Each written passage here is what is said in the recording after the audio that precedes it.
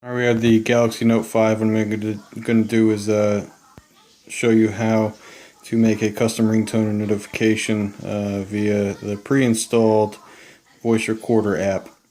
You're going to open your voice recorder app.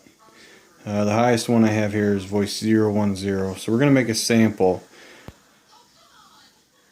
Pick up the phone. So now there's going to be voice 011, voice 011. So we're going to go home. We're going to open up my files. And I'm going to click audio. I'm going to click audio. And then there's going to be voice 011. I'm going to long press that. It's going to be selected over here. You come over in the corner and press more. It gives you a couple options here, and you want to just press copy. That'll take you to this screen, device storage or Google Drive.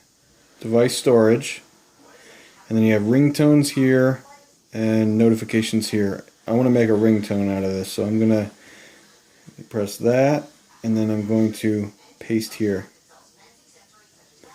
Voice 011 is now on under ringtones.